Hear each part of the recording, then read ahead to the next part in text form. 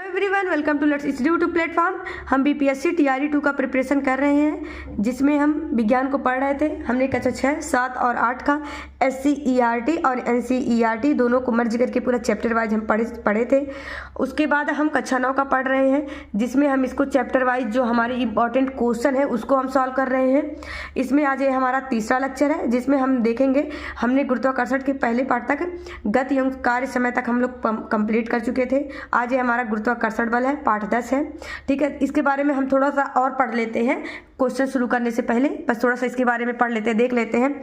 तो दिया गया है, दो कण एक दूसरे को बल लगाकर अपनी ओर आकर्षित करते हैं। इस प्रकार के बल को गुरुत्वाकर्षण बल कहा जाता है। ठीक है, फिर देखते हैं पृथ्वी द्वारा लगाए गए बल को गुरुत्व बल कहा जाता है। ठीक है, फिर दिया गया है गुरुत्वाकर्षण बल वस्तुओं के द्रव्यमान के गुणनफल के अनुक्रमानुपाती होता है। ठीक है, इसका मतलब क्या हुआ, जो गुरुत्वाकर्षण बल होता है वस्तुओं के द्रव्यमान के, ठीक है, अगर उनका द्रव्यमान है उनके गुणनफल के अनुक्रमानुपाती होता है, तथा उनकी बीच की दूरी के वर्ग का व्युत्क्रमानुपाती होता है। ठीक है, जिन्हें दो वस्तुओं के बीच का यह बल लगता है। ठीक है, कोई पिंड जो होता है, अब देखिए यहाँ पे देखते हैं हम, कोई पिंड गुरुत्व बल को अपने केंद्र से लगाती है। ठीक है, जब कोई भी वस्तु पृथ्वी की तरफ गिरती है तो उसे हम कहते हैं कि वह वस्तु मुक्त पतन में है। समझ में आएगा क्या हुआ, जब कोई भी वस्तु पृथ्वी की तरफ गिरती है तो हम उसे कहते हैं वस्तु मुक्त पतन में है।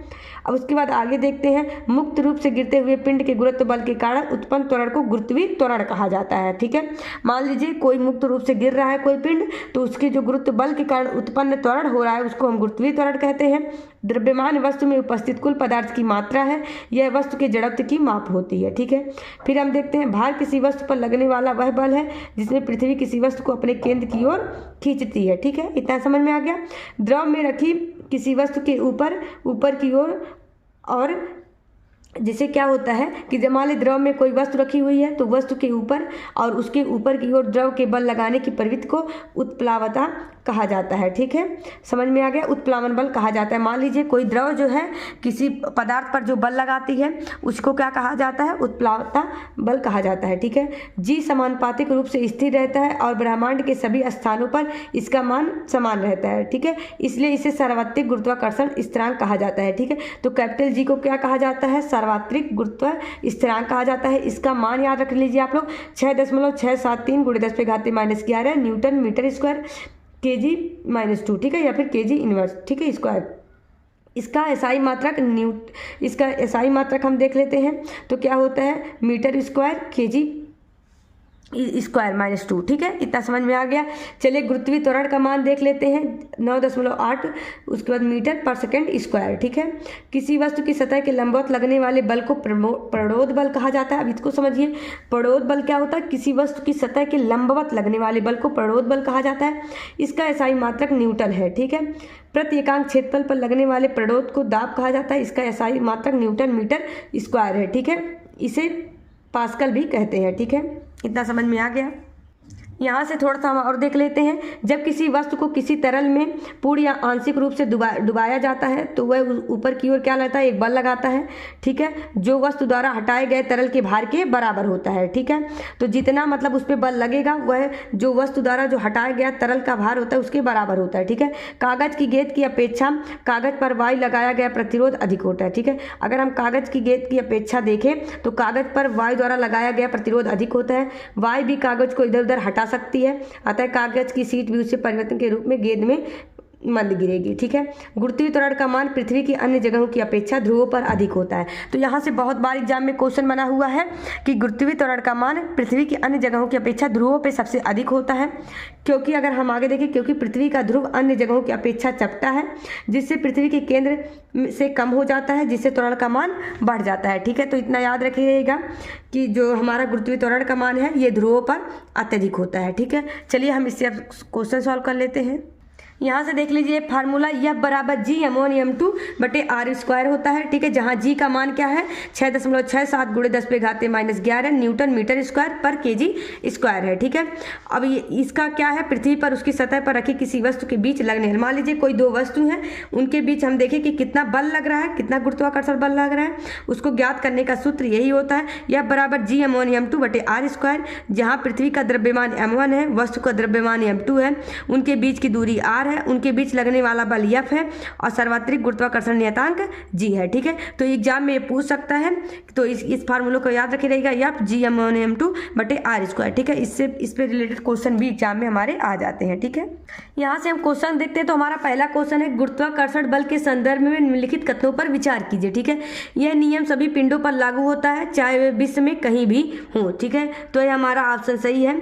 तो हम गुरुत्वाकर्षण के नियम के अनुसार अगर देखें तो किन्हीं दो पिंडों के बीच आकर्षण बल उन दोनों के द्रव्यमान के गुणनफल के अनुक्रमानुपाती तथा उनके बीच की दूरी के व्युत्क्रमानुपाती होता है। ठीक है, अभी हमने बताया था ना, यह बराबर G/m1m2/r²। इसमें हम देख रहे हैं m1m2 के अनुक्रमानुपाती तथा उनका जो उनके बीच की दूरी r है उसके व्युत्क्रमानुपाती होता है। ठीक है, यह नियम सभी पिंडों पर लागू होता है, चाहे यह विश्व में कहीं भी हो। ठीक है, इस प्रकार हमारे नियम को सर्वात्रिक नियम कहा जाता है। ठीक है, तो हमारा ऑप्शन ए सही हो जाएगा। गुरुत्वाकर्षण बल एक क्षीण बल है, तो इसको हम देखते हैं कि गुरुत्वाकर्षण बल जो होता है एक क्षीण बल होता है। ठीक है, कि जब तक कि बहुत अधिक द्रव्यमान वाले पिंड संबंध में ना हो। ठीक है, तो ये हमारा क्या हो जाएगा, गुरुत्वाकर्षण बल एक क्षीण बल है। पृथ्वी द्वारा लगाए जाने वाले गुरुत्वाकर्षण बल को गुरुत्व बल कहा जाता है।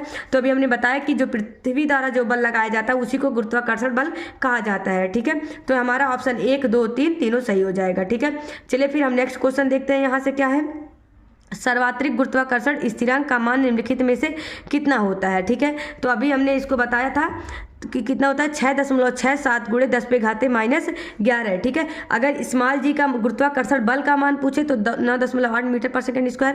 अगर हमको इसका गुरुत्वीय स्थिरांक का मान पूछे तो कितना होता है, 6.67 × 10⁻⁻11। ठीक है, अगर गुरुत्वीय त्वरण का मान पूछे तो 9.8 मीटर/सेकंड² होता है। अगर हम पृथ्वी का द्रव्यमान पूछे तो कितना होता है, 6 × 10⁻24 होता है। अगर हम पृथ्वी की त्रिज्या पूछे 6.4 × 10⁻6 होता है। ऐसे ही सबका मान होता है। तो अभी हमारा क्या पूछा है, इसको बस याद रखिए। सर्वात्रिक गुरुत्वीय स्थिरांक कितना है, 6.67 × 10⁻⁻11 है। ठीक है, चलिए हम नेक्स्ट क्वेश्चन देखते हैं। निम्नलिखित में से दाब का एसआई मात्रक कौन सा है। तो हमारा दाब का एसआई मात्रक क्या होता है, Nm/m²। ठीक है, और उसको फिर पास्कल भी कहा जाता है। तो हमारा कौन सा सही हो जाएगा, ऑप्शन ए Nm/m²। ठीक है, अगर हम उसके बाद दूसरा ऑप्शन हमारा किसका दिया है, Nm/m², kg/kg²। ये सर्वात्रिक गुरुत्वीय स्थिरांक का मान होता है। ठीक है, kg मीटर³ ये किलोग्राम/घन-मीटर या फिर घनत्व का मात्रक होता है। तो इसमें से निम्नलिखित में से कौन सा दाब का एसआई मात्रक है, तो Nm/m²। ठीक है, Nm/m², ये या नियम पे -2। ठीक है, चलिए फिर हम नेक्स्ट क्वेश्चन देखते हैं। हमारा अगला प्रश्न क्या है, इसको देखते हैं। तो कागज की एक शीट तथा एक पत्थर को एक साथ समान ऊंचाई से पृथ्वी पर छोड़ने पर निम्नलिखित में से क्या होगा। ठीक है, इसको हम देखते हैं। तो पहला है, कागज के कम द्रव्यमान के कारण वह पत्थर के बाद जमीन पर पहुंचेगा।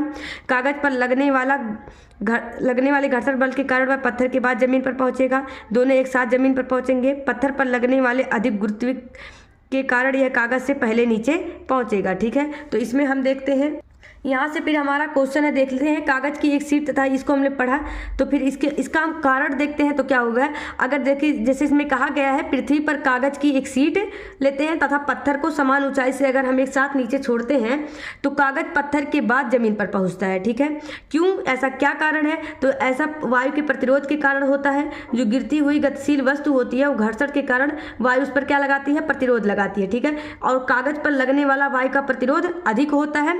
ठीक है, पत्थर की अपेक्षा पत्थर पर क्या होता है, थोड़ा कम होता है। और वायु का प्रतिरोध पत्थर पर लगने वाले प्रतिरोध से अलग होता है। ठीक है, ज्यादा होता है कागज पर। इसी वजह से मुक्त पतन में कोई वस्तु त्वरण का अनुभव करती है, किंतु वस्तु द्वारा अनुभव किया जाने वाला त्वरण जो होता है उसके द्रव्यमान पर निर्भर नहीं करता है। ठीक है, ये मत सोचिएगा कि उसके द्रव्यमान पर निर्भर करता है। अतः सभी वस्तुएं खोखली हों या ठोस हों या बड़ी हों या छोटी हों, एक ही दर से नीचे गिरनी चाहिए। परंतु पृथ्वी पर वायु की उपस्थिति के कारण ऐसा दिखाई नहीं देता है।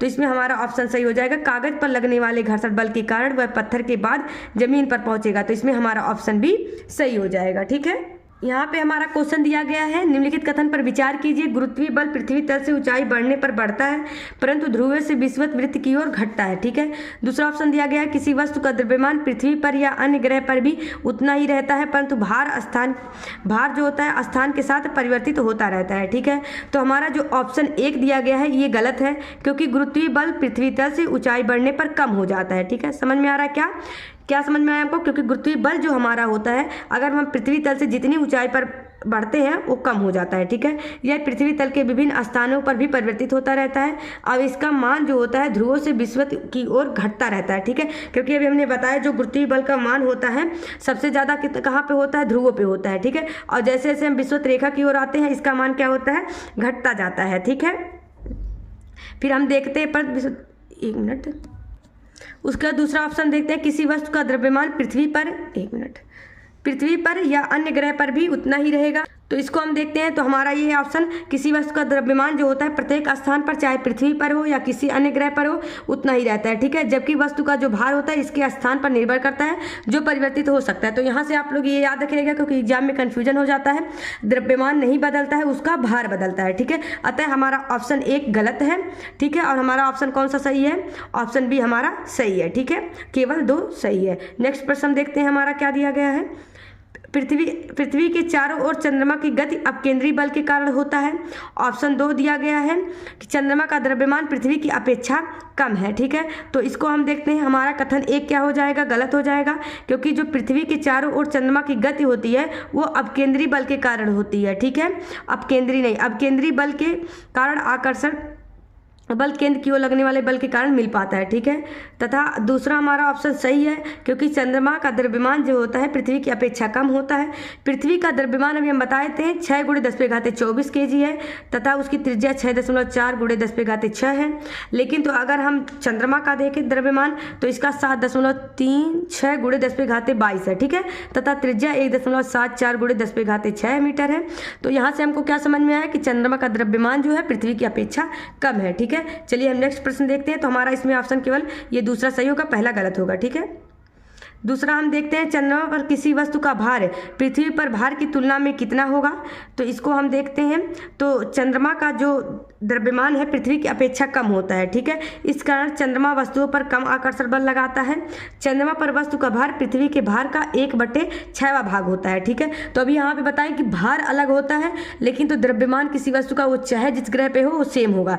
तो अगर यहाँ पे अगर यही द्रव्यमान दिया होता तो उतना ही रहता, बट ये भार पूछा है कि पृथ्वी के भार की तुलना में कितना होगा, तो 1/6वां भाग होगा। ठीक है, नेक्स्ट क्वेश्चन हम देखते हैं, हमारा दिया गया है कि हमें पृथ्वी से बांधे रखने वाला बल, पृथ्वी के चारों ओर चंद्रमा की गति, सूर्य के चारों ओर ग्रहों की गति, चंद्रमा तथा सूर्य के कारण ज्वारभाटा, उपयुक्त में से किन घटनाओं की व्याख्या गुरुत्वाकर्षण के सार्वत्रिक नियम से किया जा सकता है। ठीक है, तो इसको हम देखते हैं, तो ये जो हमारी चारों घटनाएं हैं इसके पीछे का कारण गुरुत्वाकर्षण बल ही है। ठीक है, इन चारों ही घटनाओं की व्याख्या गुरुत्वाकर्षण के सार्वत्रिक द्वारा किया जा सकता है। ठीक है, हमें पृथ्वी से बांधे रखने वाला बल यही है, गुरुत्वाकर्षण बल ही है। पृथ्वी के चारों ओर चंद्रमा की गति गुरुत्वाकर्षण बल के कारण ही हो रहा है। सूर्य के चारों ओर ग्रहों की गति, चंद्रमा तथा सूर्य के कारण ज्वारभाटा जो आता है ये भी। तो हमारा ये चारों ऑप्शन सही है। ठीक है, हम नेक्स्ट प्रश्न देखते हैं। चलिए क्या है, रेत में खड़े होने पर किसी व्यक्ति के पैर रेत में धंस जाते हैं लेकिन लेटने पर उसका शरीर अपेक्षाकृत कम धंसता है, क्योंकि इसको हम देखते हैं, तो बल योग्य पृष्ठ का क्षेत्रफल और व्यक्ति का भार दोनों घट जाता है, व्यक्ति का भार बढ़ जाता है। बल योग्य पृष्ठ का क्षेत्रफल और व्यक्ति का भार दोनों घट जाता है, बल योग्य पृष्ठ का क्षेत्रफल बढ़ता है परंतु व्यक्ति के भार में कमी हो जाती है। ठीक है, तो इसमें हमारा ऑप्शन कौन सा सही होगा, ए, बल योग्य पृष्ठ का क्षेत्रफल और व्यक्ति का भार दोनों घट जाता है। इसको हम देखते हैं, यहाँ से हम देखते हैं, तो यह हमारा ऑप्शन कौन सा सही हो जाएगा, ये दिया गया है बल योग पृष्ठ का क्षेत्रफल बढ़ जाता है और क्या होता है परंतु व्यक्ति के भार में कमी आती है। इसको हम देखते हैं, ऐसा इसलिए होता है क्योंकि लेटने पर जो होता है बल योग पृष्ठ का क्षेत्रफल बढ़ जाएगा और जब वही बल छोटे क्षेत्रफल पर लगता है तो अधिक दाब तथा बड़े क्षेत्र पर लगता है तो कम दाब लगाता है। जैसे क्या हम बताए थे, ऊँट का रेत पर आसानी से चल पाना, सेना के टैंक का रेत पर भी आसानी से चलना, कीलों के सिरों का नुकीला होना, चाकू की धार का तेज होना तथा भवने की नींव का चौड़ा होना इसी कारण से किया जाता है। ठीक है, क्योंकि अगर हमारा क्षेत्रफल ज़्यादा रहेगा तो दाब कम लगेगा, अगर हमारा दाब कम हो, अगर हमारा देखें कि अगर हमारा क्षेत्रफल कम है तो दाब ज़्यादा लगेगा और अगर क्षेत्रफल अधिक है तो दाब, ठीक है समझ में आ गया, और क्षेत्रफल कम है तो दाब कम लगेगा। ठीक है, समझ में आ गया। चलिए फिर हम देखते हैं कि सॉरी यहाँ पे हम थोड़ा सा कंफ्यूज हो गए। चलिए इसको हम बताते हैं कि जैसे मान लीजिए किसी का क्षेत्रफल बढ़ रहा है, ठीक है, क्षेत्रफल अगर बढ़ रहा है तो जो दाब होगा वो कम लगेगा। ठीक है, अगर हम क्षेत्रफल का मान घटा दे रहे हैं तो दाब क्या हो जाएगा, हमारा बढ़ जाएगा। ठीक है, इसको हम अच्छे से समझाए थे आपको। ठीक है, चलिए फिर हम नेक्स्ट क्वेश्चन देखते हैं। हमारा नेक्स्ट क्वेश्चन क्या दिया गया है, ठीक है, इसको हम देखते हैं। तो दिया गया है द्रव के संदर्भ में निम्नलिखित कथनों पर विचार कीजिए।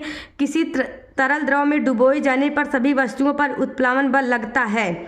दूसरा है द्रव के घनत्व से अधिक घनत्व की वस्तुएं द्रव पर तैरती हैं। तीसरा ऑप्शन है द्रव के घनत्व को मापने के लिए हाइड्रोमीटर का प्रयोग किया जाता है। ठीक है, इसको हम देखते हैं। तो हमारा क्या है, कथन एक सही है, क्योंकि सभी वस्तुएं किसी तरल में डूबने पर उत्प्लावन बल का अनुभव करती हैं। ठीक है, इस उत्प्लावन बल का परिणाम कितना होगा, यह आर्किमिडीज के सिद्धांत पर पता लगाया जा सकता है। ठीक है, तो एग्जाम में ये भी पूछ सकता है कि किसके सिद्धांत पे है, तो आर्किमिडीज के सिद्धांत पर ये होता है, जिसके अनुसार जब किसी वस्तु को किसी तरल में पूर्ण या आंशिक रूप से डुबाते हैं हम, तो वो ऊपर की दिशा में एक बल का अनुभव करती है जो वस्तु द्वारा हटाए गए तरल के भार के बराबर होता है। ठीक है, उत्प्लावन बल का परिणाम अब देखते हैं। तो तरल के घनत्व के उत्प्लावन बल का जो परिणाम होता है तरल के घनत्व पर निर्भर करता है। ठीक है, यहाँ पे दिया गया द्रव के घनत्व से अधिक घनत्व की वस्तुएं द्रव पर तैरती हैं, तो इसके बारे में हम देखते हैं। तो द्रव के घनत्व से कम घनत्व की वस्तुएं द्रव पर तैरती हैं, द्रव के घनत्व से अधिक घनत्व की वस्तुएं द्रव में डूब जाती हैं। ठीक है, इसको समझिए। मान लीजिए कोई वस्तु है, अगर उसका घनत्व है उससे कम, ठीक है, अगर द्रव के घनत्व से अधिक है तो घनत्व, तो ये गलत हो जाएगा। ठीक है, अगर द्रव के घनत्व से कम होंगी, ठीक है, मान लीजिए कोई वस्तु है, उसका जो घनत्व है द्रव के घनत्व से अगर कम है तो वह उस पर तैरेगी। लेकिन तो अगर मान लीजिए द्रव के घनत्व से वह अधिक हो जाएगी वस्तु की घनत्व, तो अपने आप उसमें वह डूब जाएगा। तो हमारा ऑप्शन 2 क्या हो जाएगा, गलत हो जाएगा। द्रव के घनत्व को मापने के लिए हाइड्रोमीटर का प्रयोग किया जाता है, तो यह हमारा ऑप्शन सही है। अतः हमारा कौन सा 1 और 3, ऑप्शन 1 और 3 सही है, बाकी 2 गलत है। ठीक है, नेक्स्ट प्रश्न हम देखते हैं क्या दिया गया है। निम्नलिखित पर विचार कीजिए, इसको हम देखते हैं। तो क्या दिया गया, उन्होंने गुरुत्वाकर्षण के सार्वत्रिक नियम की खोज की, उन्होंने गणित की एक नई शाखा कलन की खोज की, उन्होंने गति के नियमों का प्रतिपादन किया। ठीक है, उसके बाद क्या दिया, उपयुक्त सभी विशेषताएं निम्नलिखित में से किसकी हैं। तो हमने देखा गुरुत्वाकर्षण के सार्वत्रिक नियम की खोज, उन्होंने गणित की एक नई शाखा का कलन या कैलकुलस की खोज की। ठीक है, तो ये सब किसने किया था, न्यूटन ने किया था। ठीक है, उपयुक्त सभी जो विशेषताएं हैं ये न्यूटन की हैं। उन्होंने गुरुत्वाकर्षण के सार्वत्रिक नियम की खोज, गणित की एक नई शाखा कलन की खोज की, उन्होंने गति के नियमों का भी प्रतिपादन किया, तो ये हमारे न्यूटन है। ठीक है, ऑप्शन हमारा क्या सही हो जाएगा, डी। चलिए नेक्स्ट क्वेश्चन हम देखते हैं, 1 मिनट।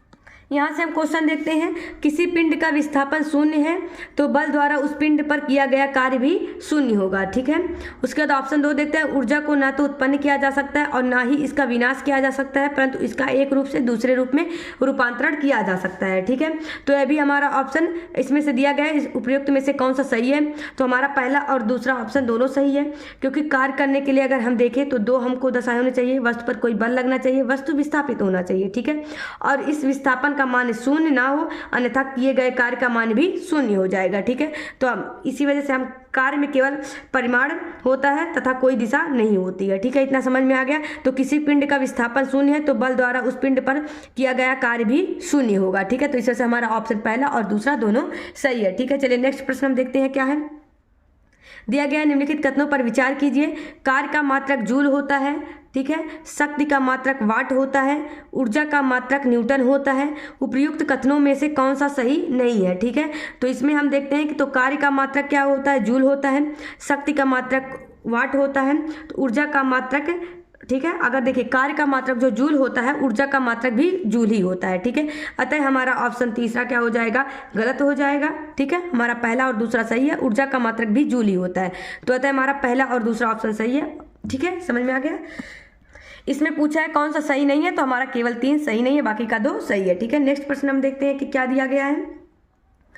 किसी तीर के एक सिरे को धनुष की तनित डोरी पर रखकर खींचने से उसमें ऊर्जा संचित हो जाती है, यह ऊर्जा कहलाती है। ठीक है, तो इसको हम देखें तो गतिज ऊर्जा, स्थितिज ऊर्जा, यांत्रिक ऊर्जा, इनमें से कोई नहीं। ठीक है, तो हमारा ये कौन सा हो जाएगा, स्थितिज ऊर्जा हो जाएगा, क्योंकि किसी वस्तु में स्थानांतरित की गई ऊर्जा उसमें स्थितिज ऊर्जा के रूप में संचित रहती है। ठीक है, समझ में आ गया। जैसे अभी यहाँ पे बताया गया है, धनुष की तनित डोरी को खींचने पर ऊर्जा उसमें स्थितिज ऊर्जा के रूप में संचित हो जाती है, और यहाँ ऊर्जा डोरी छोड़ने पर तीर को गतिज ऊर्जा प्रदान करती है। ठीक है, तो किसी वस्तु की गतिज तथा स्थितिज ऊर्जाओं के योग को उसकी कुल यांत्रिक ऊर्जा कहा जाता है। एक चीज़ और समझ लीजिए, किसी कोई वस्तु है उसकी गतिज तथा स्थितिज ऊर्जाओं के योग को उसका आंतरिक ऊर्जा कहा जाता है। लेकिन तो हमारा यहाँ पूछा गया है धनुष कि तनित डोरी पर रखकर खींचने से उसमें जो ऊर्जा संचित होती है वो स्थितिज ऊर्जा होती है, और वहाँ से धनुष का तीर जब निकलता है तो किस रूप में निकलता है, गतिज ऊर्जा के रूप में निकलता है। ठीक है, चलिए हम नेक्स्ट क्वेश्चन देखते हैं।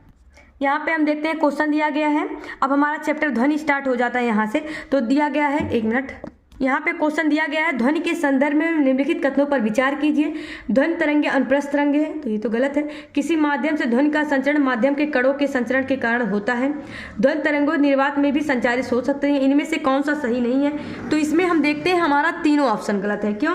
क्योंकि जो ध्वनि तरंगे होती हैं वो अनुप्रस्थ नहीं, अनुदैर्ध्य तरंगे होती हैं। ठीक है, प्रकाश हमारा अनुप्रस्थ तरंग है, जबकि क्या है, ध्वनि हमारी अनुदैर्ध्य तरंगे है। ध्वनि संचरण में हम देखें तो माध्यम के कण आगे नहीं बढ़ते। ठीक है, केवल विक्षोभ ही संचारित होते हैं, अतः ध्वनि वस्तुओं के कंपन के कारण उत्पन्न होता है। ठीक है, परंतु किसी माध्यम में ध्वनि का संचरण माध्यम के कणों के विक्षोभ के संचरण के कारण होता है। ठीक है, यहाँ पे क्या दिया गया है, किसी माध्यम में ध्वनि का संचरण माध्यम के कणों के संचरण के कारण होता है, नहीं, तो माध्यम के कण संचरण नहीं करते हैं। ठीक है, उसमें जो विक्षोभ उत्पन्न होता है विक्षोभ के संचरण के कारण होता है। ठीक है, फिर देखते हैं ध्वनि तरंगे जो है यांत्रिक तरंगे हैं, ये निर्वात में संचरित नहीं हो सकती, इसलिए संचरण के लिए माध्यम की आवश्यकता होती है। ठीक है, अगर हम ध्वनि तरंगों को देखें तो इनके लिए माध्यम की आवश्यकता होती है, अतः हमारा ऑप्शन 1, 2, 3 तीनों हमारा क्या हो जाएगा, गलत हो जाएगा। अतः हमारा कौन सा सही नहीं है, 1, 2, 3 तीनों नहीं सही है। ठीक है, नेक्स्ट प्रश्न देखते हैं। यहाँ से क्वेश्चन दिया गया है, प्रकाश विद्युत प्रभाव की खोज निम्नलिखित में से किसने की थी? हेनरिच रुडोल्फ हर्ट्ज ने, अल्बर्ट आइंस्टाइन ने, जेसी मैक्सवेल ने, इनमें से किसी ने नहीं। ठीक है, तो इसको हम देखते हैं तो हमारा ऑप्शन ए सही हो जाएगा। हेनरिच रुडोल्फ हर्ट्ज ने प्रकाश विद्युत प्रभाव की खोज की थी, जिसके बाद अल्बर्ट आइंस्टाइन ने इसकी क्या की थी, व्याख्या। तो यहाँ से दो चीज याद रखिएगा, खोज किया था हर्ट्ज ने और इसकी व्याख्या किसने की थी, अल्बर्ट आइंस्टाइन ने। ठीक है, आवृत्ति की असाई मात्रक का नाम इन्हीं के सम्मान में हर्ट्ज रखा गया। ठीक है, तो हम पूछे कि आवृत्ति का असाई मात्रक क्या होता है, तो हर्ट्ज होता है और इन्हीं के नाम पे रखा गया है। ठीक है, इन्होंने जेसी मैक्सवेल के विद्युत चुंबकीय सिद्धांतों के प्रयोग के द्वारा पुष्टि की थी इसको। ठीक है, तो हमारा इसमें ऑप्शन कौन सा सही हो जाएगा, हेनरिच रुडोल्फ हर्ट्ज। ठीक है, आगे हम देखते हैं अगला प्रश्न क्या है हमारा। दिया गया है, ध्वनि की तीव्रता और प्रबलता के संदर्भ में निम्नलिखित कथनों पर विचार कीजिए। यहाँ पे हमारा क्वेश्चन दिया गया है, ध्वनि की तीव्रता और प्रबलता के संदर्भ में निम्नलिखित कथनों पर विचार कीजिए। ठीक है, पहला दिया गया, तीव्रता ध्वनि का वह लक्षण है जिसके अनुसार उसका मोटा या पतला होना निर्धारित होता है। ठीक है, तो हमारा यह कथन गलत हो जाएगा, क्योंकि ध्वनि का वह लक्षण जिसको द्वारा, एक मिनट देखते हैं हम, तो क्या बता रहे थे हम कि ध्वनि का वह लक्षण जिससे उसके मोटे या पतले होने का निर्धारण होता है वो तारत्व कहलाता है। ठीक है, दूसरे शब्दों में किसी उत्सर्जित ध्वनि की आवृत्ति को मस्तिष्क से जिस प्रकार अनुभव करता है उसे तारत्व कहा जाता है। ठीक है, यदि आवृत्ति उच्च है तो तारत्व भी उच्च होगा तथा आवृत्ति निम्न है तो तारत्व भी क्या होगा, निम्न होगा। ठीक है, तो ये हमारा ऑप्शन 1 क्या हो जाएगा, गलत हो जाएगा। तीव्रता ध्वनि का वह लक्षण, तीव्रता नहीं तारत्व के कारण होता है। ठीक है, प्रबलता ध्वनि के लिए कानों की संवेदनशीलता की माप है। ठीक है, तो ये हमारा ऑप्शन क्या हो जाएगा, ये सही हो जाएगा। तो हमारा इसमें से केवल 2 सही है, बाकी का हमारा 1 गलत है। ठीक है, यहाँ से हमारा क्वेश्चन दिया गया है, पराध्वनि तरंगों के संदर्भ में निम्नलिखित कथनों पर विचार कीजिए। पराध्वनि तरंगों से मानव शरीर के आंतरिक अंगों का प्रतिबिंब बनाया जा सकता है। इलेक्ट्रोकार्डियोग्राफी तथा अल्ट्रासोनोग्राफी में पराध्वनि तरंगों का उपयोग किया जाता है। ठीक है, तो इसमें से कौन सा कथन सही है, तो हम देखते हैं इसमें से दोनों कथन सही है, क्योंकि जो पराध्वनि सूचकांक होता है, संसूचक यंत्र का प्रयोग करके मानव शरीर के आंतरिक अंगों का प्रतिबिंब प्राप्त किया जा सकता है। ठीक है, इस तकनीक में पराध्वनि तरंगे शरीर के ऊतकों में गमन करती हैं तथा उस स्थान से परावर्तित हो जाती हैं जहां ऊतक के घनत्व में परिवर्तन होता है। ठीक है, इतना समझ में आ गया। तो इसका जो यूज किया जाता है, पित्ताशय तथा गुर्दे की पथरी, विभिन्न अंगों में अबुर ट्यूमर का पता लगाने में ये सहायता प्रदान करता है। ठीक है, और अल्ट्रासोनोग्राफी जो होता है, अल्ट्रासोनोग्राफी का प्रयोग किया जाता है गर्भकाल में भ्रूण की जाँच एवं जन्मजात दोषों तथा उसकी वृद्धि की अनियमितताओं का पता लगाने के लिए। ठीक है, मान लीजिए कोई उसमें प्रॉब्लम है तो उसको देखने के लिए किया जाता है। अतः हमारा ऑप्शन 1 और 2 दोनों सही है। ठीक है, हम नेक्स्ट प्रश्न देखते हैं, क्या दिया गया है, मानव कर्ण या फिर मानव कान श्रवणीय आवृत्तियों द्वारा वायु में होने वाले दाब परिवर्तनों को विद्युत संकेतों में बदलता है। अश्रवणीय आवृत्तियों द्वारा वायु में होने वाले दाब परिवर्तन को विद्युत संकेतों में बदलता है। वायु में होने वाले विद्युत चुंबकीय परिवर्तनों को श्रवणीय आवृत्तियों में बदलता है। वायु में होने वाले विद्युत चुंबकीय परिवर्तनों को अश्रवणीय आवृत्तियों में बदलता है। ठीक है, तो इसको हम देखते हैं, तो हमारा इसमें जो मानव कान होता है, ये इसमें ऑप्शन पहला सही हो जाएगा। यह श्रवणीय आवृत्तियों द्वारा वायु में होने वाले दाब परिवर्तनों को विद्युत संकेतों में बदलता है। ठीक है, हमारा पहला ऑप्शन सही हो जाएगा। चलिए नेक्स्ट क्वेश्चन हम देखते हैं। यहाँ से हम क्वेश्चन देखते हैं, निम्नलिखित कथनों पर विचार कीजिए। सोनार एक ऐसी युक्ति है जिसमें वायु में स्थित पिंडों की दूरी, दिशा तथा चाल मापने के लिए पराध्वनि तरंगों का उपयोग किया जाता है। ठीक है, तो ये हमारा ऑप्शन गलत हो जाएगा, क्योंकि जो सोनार है, ठीक है, साउंड नेविगेशन एंड रैगिंग इसका फुल फॉर्म होता है। इसका उपयोग जो किया जाता है जल में स्थित पिंडों की दूरी के लिए किया जाता है, ना कि वायु में। ठीक है, यहाँ पे दिया गया है वायु में, तो यह किसके लिए किया जाता है? जल में स्थित पिंडों की दूरी, दिशा तथा चाल मापने के लिए पराध्वनि तरंगों का उपयोग किया जाता है। ठीक है, इतना समझ में आ गया।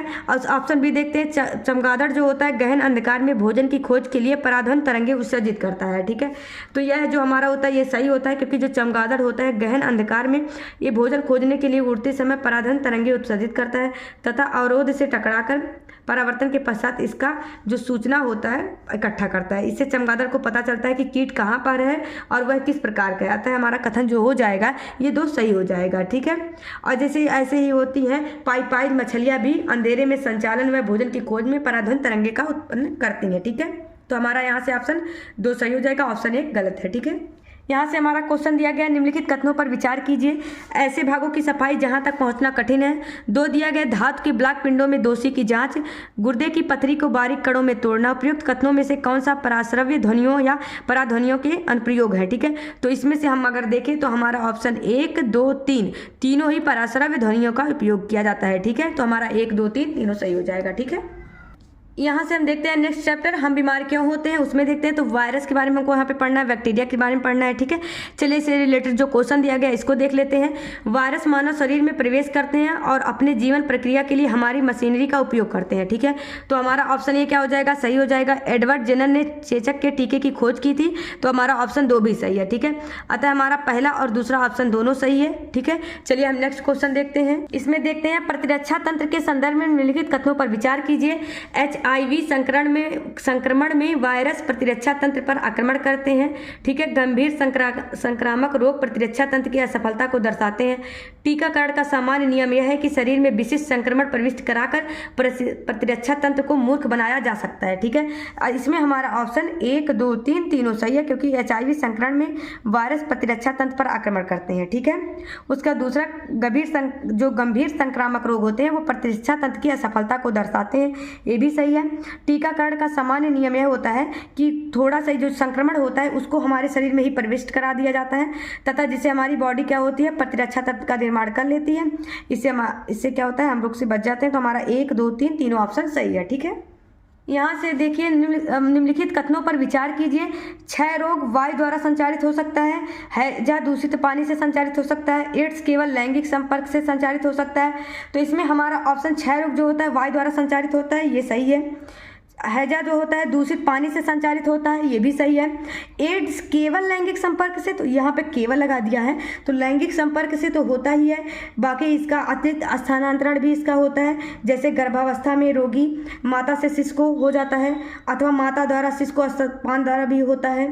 ठीक है, और ये ब्लड के द्वारा भी होता है। तो एड्स केवल लैंगिक संपर्क से नहीं, बहुत कारणों से होता है। तो हमारा पहला और दूसरा सही हो जाएगा, बाकी तीसरा गलत हो जाएगा क्योंकि इसमें केवल लगा दिया। ठीक है, यहाँ से हम देखते हैं कि एंटीबायोटिक के संदर्भ में निम्नलिखित कथनों पर विचार कीजिए।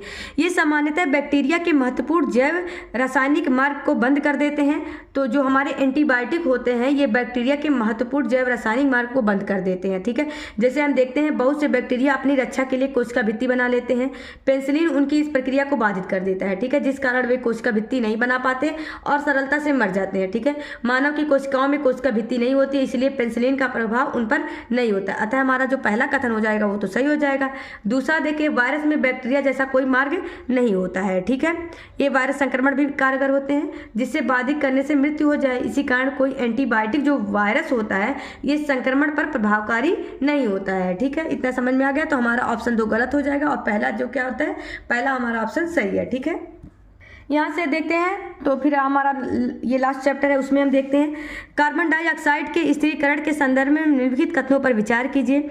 हरे पेड़ पौधे सूर्य की किरणों की उपस्थिति में कार्बन डाइऑक्साइड को ग्लूकोज में बदल देते हैं। बहुत से समुद्री जंतु समुद्र जल में घुले कार्बोनेट से अपना कवच बनाते हैं। ठीक है, तो इनमें से हमको देखना है कौन सा ऑप्शन सही है। तो इसमें से हम देखते हैं तो हमारा दोनों ऑप्शन सही है, क्योंकि वायुमंडल में कार्बन डाइऑक्साइड की मात्रा जो है 1% का एक छोटा सा भाग है, क्योंकि कार्बन डाइऑक्साइड 2 विधियों से स्थिर होता है। इसमें क्या होता है, जो हरे पेड़ पौधे होते हैं ये सूर्य की उपस्थिति में कार्बन डाइऑक्साइड को ग्लूकोज में बदल देते हैं, अतः हमारा ऑप्शन 1 सही है। दूसरा हम देखते हैं तो जो बहुत से जैसे समुद्री जीव जो होते हैं ये क्या करते हैं, जल में घुले हुए कार्बोनेट से अपना ये कवच बनाते हैं, ठीक है। अतः हमारा पहला और दूसरा दोनों ऑप्शन सही है। चलिए हम नेक्स्ट क्वेश्चन देखते हैं क्या दिया गया है, ठीक है। नेक्स्ट क्वेश्चन हमारा दिया गया है, वायुमंडल के संदर्भ में निम्नलिखित कथनों पर विचार कीजिए। वायुमंडल पृथ्वी के औसत तापमान को पूरे वर्ष लगभग नियत रखता है, ठीक है। उसके बाद वायुमंडल जलीय भाग द्वारा परावर्तित किए जाने वाले विकिरणों से गर्म होता है क्योंकि स्थल मंडल विकिरणों को पूर्णतः अवशोषित कर लेता है, ठीक है। तो यहाँ से हम देखें तो हमारा जो पहला ऑप्शन है वो तो सही है, ठीक है। यहाँ से हम देखते हैं तो हमारा क्या है, जैसे वायु क्या होता है, उष्मा का कुचालक है, ठीक है। मतलब उष्मा का इस पर वायु पर कोई प्रभाव नहीं, इसलिए वायुमंडल जो होता है पृथ्वी के औसत तापमान को दिन के समय और यहाँ तक कि पूरे वर्ष भर लगभग नियत रखता है, ठीक है। अतः हमारा कथन 1 तो सही हो जाएगा। लेकिन तो जब हम दूसरे में देखते हैं तो क्योंकि स्थलीय भाग भी विकिरण का परावर्तन करता है, इसमें दिया गया है नहीं करता है पूर्णतः अवशोषित, लेकिन तो ये क्या करता है, विकिरण का परावर्तन करता है। इन्हीं स्थलीय तथा जलीय भागों से होने वाले विकिरण के परावर्तन तथा पुनर्विकरण से वायुमंडल हमारा क्या होता है, गर्म होता है, ठीक है। तो हमारा ऑप्शन 2 क्या हो जाएगा, गलत हो जाएगा। ऑप्शन 1 हमारा क्या है, सही है, ठीक है। चलिए अब हम नेक्स्ट प्रश्न देखते हैं कि नेक्स्ट प्रश्न हमारा क्या है, ठीक है। दिया गया है, निम्नलिखित कथनों पर विचार कीजिए। एक क्षेत्र से दूसरे क्षेत्र में वायु की गति से पवन का निर्माण होता है। दिन के समय हवा की दिशा स्थल से समुद्र की ओर होती है। पृथ्वी का घूर्णन जो होता है हवाओं को प्रभावित करने वाला कारक है, ठीक है। इसमें हम देखते हैं तो हमारा ऑप्शन कौन सा सही हो जाएगा, ठीक है। तो यहाँ से हम देखते हैं तो हमारा ऑप्शन 1 सही है क्योंकि एक क्षेत्र से दूसरे क्षेत्र में वायु की गति पवन का निर्माण करती है, ठीक है। तो हमारा ये सही हो जाएगा। दूसरा हम देखते हैं, जल की अपेक्षा स्थल जल्दी गर्म होता है, ठीक है। इसलिए दिन के समय स्थल के ऊपर की वायु जो होती है जल के ऊपर की वायु की अपेक्षा तेजी से गर्म हो जाता है, ठीक है। ये वायु ऊपर उठती है और कम दाब का क्षेत्र बना देती है, ठीक है, जिससे समुद्र की ऊपरी वायु दाब कम वाले क्षेत्र की स्थल की ओर प्रवाहित हो जाती है, ठीक है। अतः हमारा कथन 2 क्या हो जाएगा, गलत हो जाएगा क्योंकि दिया गया है दिन के समय हवा की दिशा स्थल से समुद्र की ओर होती है, ठीक है। तो ये कहाँ से होती है, समुद्र से स्थल की ओर होती है, अतः हमारा ऑप्शन क्या हो जाएगा, 2 गलत हो जाएगा। पृथ्वी का घूर्णन हवाओं को प्रभावित करने वाला कारक है, तो क्योंकि पृथ्वी जो होती है असमान विधियों के से गर्म होने के कारण इसमें अतिरिक्त कुछ और भी कारण को प्रभावित करते हैं, ठीक है, जिनमें क्या है, पृथ्वी की घूर्णन गति, पवन के मार्ग में आने वाली पर्वत श्रृंखलाएं भी शामिल है, ठीक है। दिया गया निम्नलिखित कथनों पर विचार कीजिए। दिया गया जलवाष्प के संघनन में धूल के कण जो होते हैं छोटे छोटे नाभिकों के रूप में कार्य करते हैं। 1 मिनट थोड़ा सा सेट कर दें, ठीक है। दूसरा है नाइट्रोजन के ऑक्साइड और कार्बन मोनोऑक्साइड अम्लीयता के मुख्य कारक है, ठीक है। तो इसमें हम देखते हैं तो हमारा ऑप्शन जो 1 है वो तो सही है क्योंकि वायु में उपस्थित धूल कण के कण तथा दूसरे निलंबित कण जलवाष्प के लिए नाभिक के रूप में कार्य करते हैं, ठीक है। तो हमारा ये तो सही है। लेकिन तो दूसरा है नाइट्रोजन के ऑक्साइड और कार्बन मोनोऑक्साइड, तो ये गलत है क्योंकि नाइट्रोजन और सल्फर के ऑक्साइड, ठीक है, वर्षा के जल में घुलकर उसे अम्लीय बनाते हैं, ठीक है। तो नाइट्रोजन का ऑक्साइड तो दिया है और सल्फर का ऑक्साइड रहेगा, ना कि कार्बन मोनोडाइऑक्साइड, ठीक है। तो इसमें से हमारा ऑप्शन 2 गलत हो जाएगा, पहला हमारा सही है, ठीक है। यहाँ से हमारा ऑप्शन दिया गया है, क्वेश्चन दिया गया है, ह्यूमस के संदर्भ में निम्नलिखित कथनों पर विचार कीजिए। यह सड़े गले जीवों का अंश होता है, सही है। यह मृदा की संरचना का मुख्य कारक है, ये भी सही है। यह मृदा को सरंध्र बनाता है, तो ये भी सही है। अतः हमारा ऑप्शन 1, 2, 3 तीनों सही है, ठीक है। ह्यूमस के बारे में हम जब मिट्टी पर चैप्टर पढ़ा रहे थे तो उसमें अच्छे से हम बताए थे इसको, ठीक है। चलिए हम नेक्स्ट क्वेश्चन देखते हैं। यहाँ से हम देखते हैं तो ओजोन के संदर्भ में निम्नलिखित कथनों पर विचार कीजिए। यह एक विषैली गैस है, तो इसके बारे में हम देखते हैं तो ऑक्सीजन का जो सामान्य होता है समान द्विपरमाणुक अणु के विपरीत ओजोन विषैली होती है, ठीक है। अतः हमारा कथन 1 सही है, ठीक है। ऑप्शन 2 दिया गया है, यह CFC क्लोरोफ्लोरोकार्बन से क्रिया करके पृथ्वी से लौटने वाले विकिरणों के लिए एक अभेद परत बनाती है, ठीक है। तो जो क्लोरोफ्लोरोकार्बन CFC क्लोरीन तथा फ्लोरीन से युक्त कार्बनिक यौगिक है, ठीक है। ये बहुत ही अस्थायी होते हैं तथा किसी जैव प्रक्रिया द्वारा भी विघटित नहीं होती हैं। वे ओजोन परत के समीप पहुंचकर उसके अणुओं से क्रिया करते हैं जिससे ओजोन की परत में कमी आती है, ठीक है, और छिद्र निर्मित होते हैं। अतः कथन 2 हमारा क्या हो जाएगा, गलत हो जाएगा, ठीक।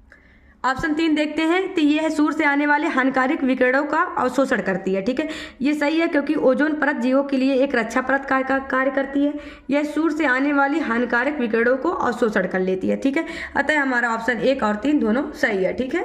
यहाँ से हम देखते हैं तो ऑक्सीजन के संदर्भ में निम्नलिखित कथनों पर विचार कीजिए। वायुमंडल में ऑक्सीजन केवल एक ही मुख्य प्रक्रिया है जिसे प्रकाश संश्लेषण कहते हैं के द्वारा लौटती है। सभी जीवों के श्वसन के लिए ऑक्सीजन एक अनिवार्य तत्व है। इसमें हम देखते हैं तो हमारा क्या है, कौन सा सही है, ठीक है। उसमें देखते हैं हम तो वायुमंडल में ऑक्सीजन का उपयोग 3 प्रक्रियाओं के लिए किया जाता है, श्वसन, दहन तथा नाइट्रोजन के ऑक्साइड के निर्माण में होता है। जबकि ऑक्सीजन केवल एक ही मुख्य प्रक्रिया जिसे प्रकाश संश्लेषण कहते हैं के द्वारा यह लौटती है। इस प्रकार से प्रकृति में ऑक्सीजन चक्र की रूपरेखा बनी रहती है। तो हमारा जो कथन एक तो है ये तो सही हो गया। दूसरे के बारे में देखते हैं, क्योंकि जीवों के श्वसन के लिए ऑक्सीजन महत्वपूर्ण है, परंतु कुछ जीव जैसे मुख्यतः बैक्टीरिया हो गए, उनमें हम देखें उसके बाद तत्वीय ऑक्सीजन द्वारा ये क्या हो जाते हैं, जहरीले हो जाते हैं। वास्तव में बैक्टीरिया जो होती है इसके द्वारा नाइट्रोजन स्थिरीकरण की प्रक्रिया ऑक्सीजन की अनुपस्थिति में भी होती है, ठीक है।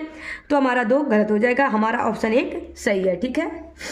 यहाँ दिया गया है कार्बन चक्र के संदर्भ में निम्नलिखित कथनों पर विचार कीजिए।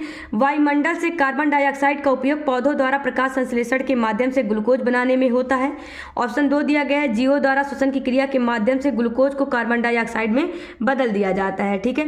तो यहाँ से हम देखें तो हमारा ऑप्शन दोनों सही है, पहला और दूसरा दोनों, क्योंकि जो होता है वायुमंडल से कार्बन डाइऑक्साइड का उपयोग पौधों द्वारा प्रकाश संश्लेषण के माध्यम से ग्लूकोज बनाने में होता है, सही है।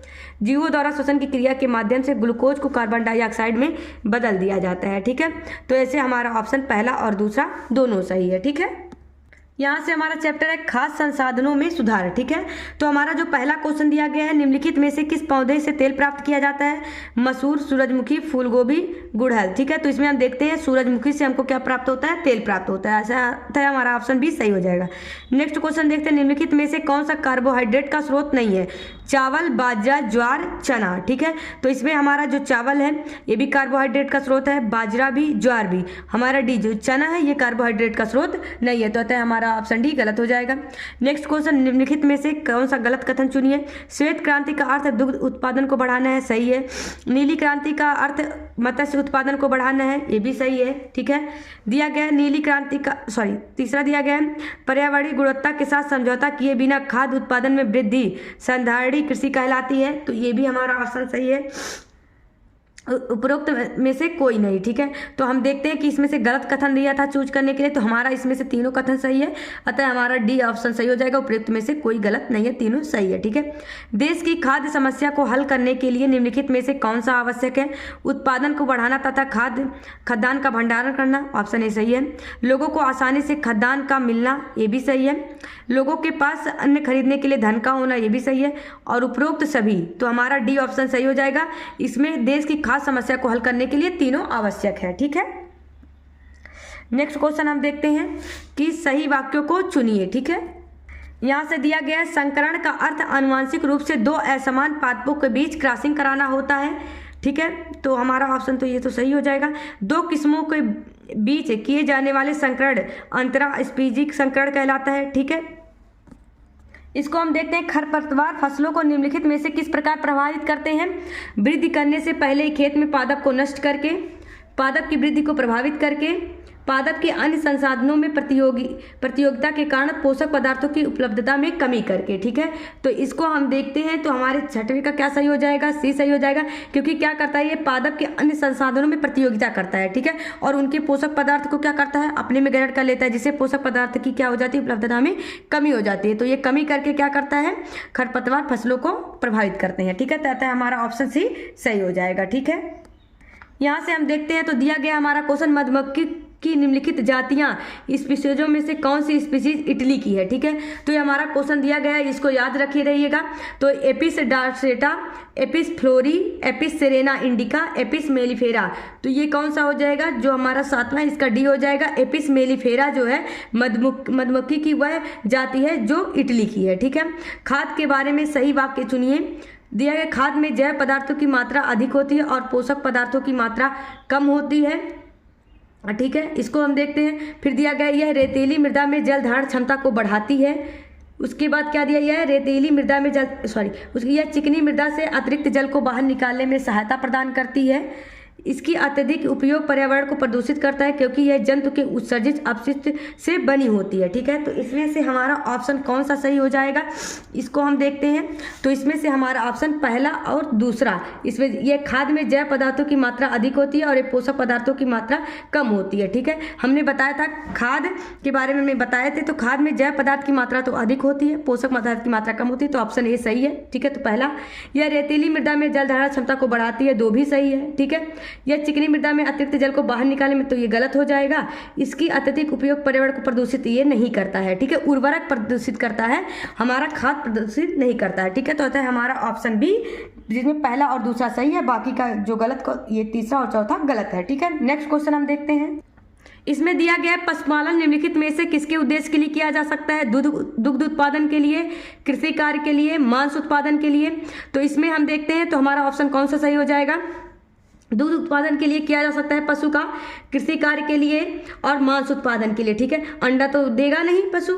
ठीक है, तो इस वजह से हमारा पशुपालन किसके लिए होता है? दुग्ध उत्पादन, मांस उत्पादन और कृषि कार्य के लिए। अतः हमारा ऑप्शन पहला, दूसरा, तीसरा तीनों सही है। ठीक है, निम्नलिखित में से कौन से पशु भारतीय है? बास इंडिकस, बास डोमेस्टिका, बास बुबेलिस, बास बुलवगैरिस। ठीक है, तो हमारा देखिए इसमें इंडिकस दिया गया, तो ये तो भारतीय होगा। बास इंडिकस और बास बुबेलिस ये भारतीय है। ठीक है, तो अतः हमारा ऑप्शन पहला और तीसरा, ऑप्शन ए हमारा सही हो जाएगा। ठीक है, चलिए फिर हम नेक्स्ट क्वेश्चन देखते हैं। निम्नलिखित में से कौन सी विदेशी नस्ल है? Brown Jersey, brown Swiss, Jersey Swiss. ठीक है, इसमें हम देखते हैं, तो हमारा कौन सा सही हो जाएगा? विदेशी नस्ल हमको बताना है कि कौन सा विदेशी नस्ल है, तो ये हमारा कौन सा हो जाएगा विदेशी नस्ल?